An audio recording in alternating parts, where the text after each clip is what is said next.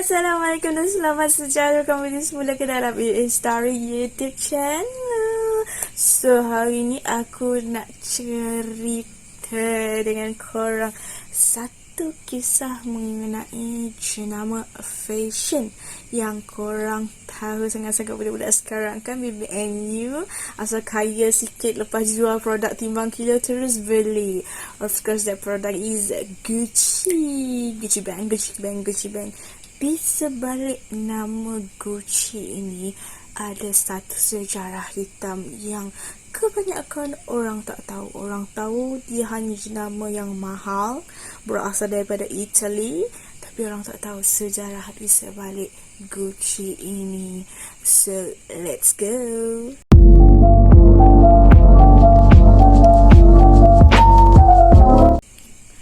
Kalau korang nak tahu, Gucci ni telah diasaskan oleh seorang lelaki yang bernama Guccio Gucci pada tahun 1921 yang menjadikan Gucci ini sebagai label fashion tertua yang dikenali sehinggalah sekarang. Kalau korang tengok Gucci kan, Gucci dia ialah asaskan. Jadi bila Guccio Gucci ini meninggal dunia, dia telah mewariskan harta dia, bukan harta dah, saham syarikat Gucci ini sebanyak 50% kepada anak yang bernama Rodolfo Gucci. Jadi sinilah sejarah dia start mula.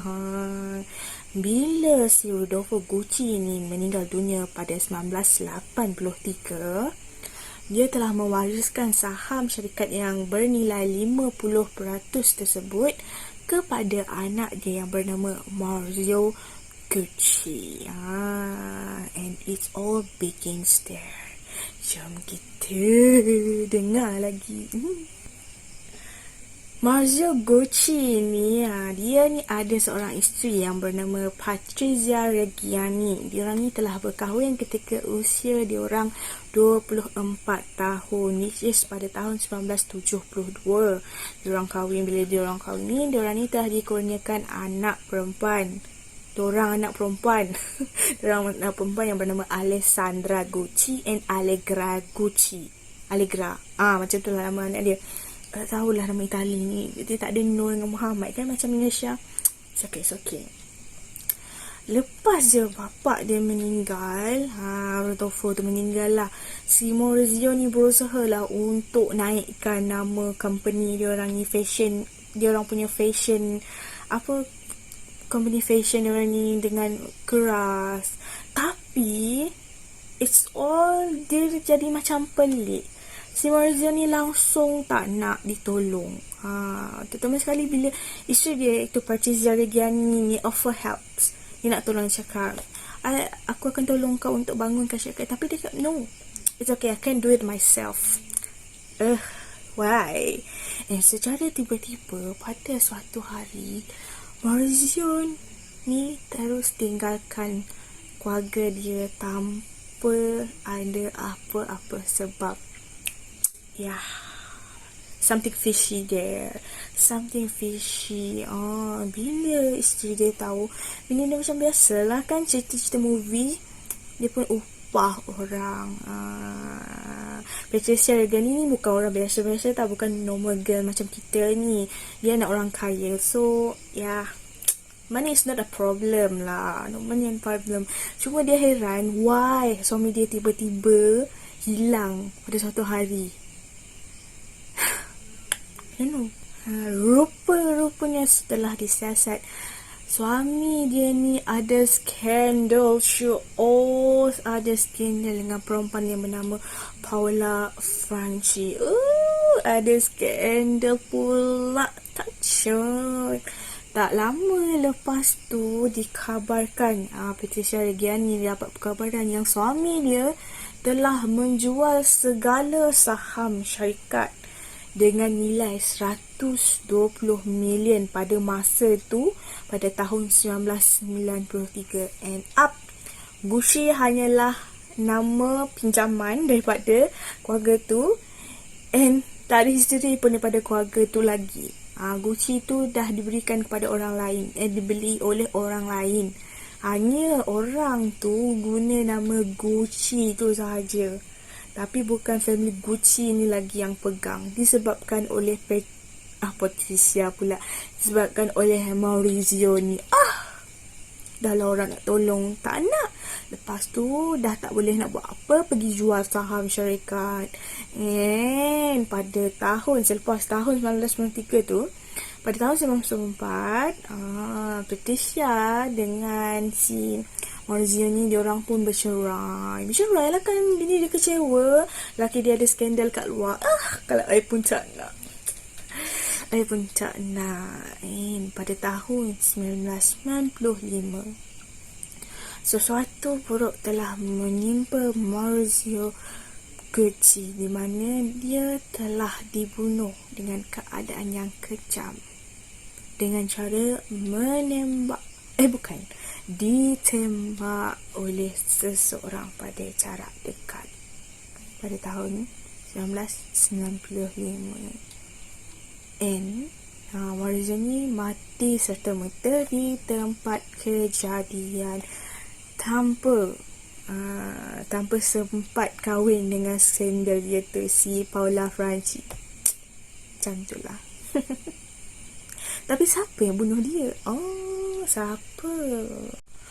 Selepas 2 tahun kejadian yang menimpa Maurizio Gucci ni, pihak berkuasa pada tahun 1997 telah menyabitkan kesalahan ke atas bekas isteri dia, iaitu Patricia Reggiani, dengan kesalahan membunuh ataupun mengupah orang lain bagi membunuh bekas suami dia.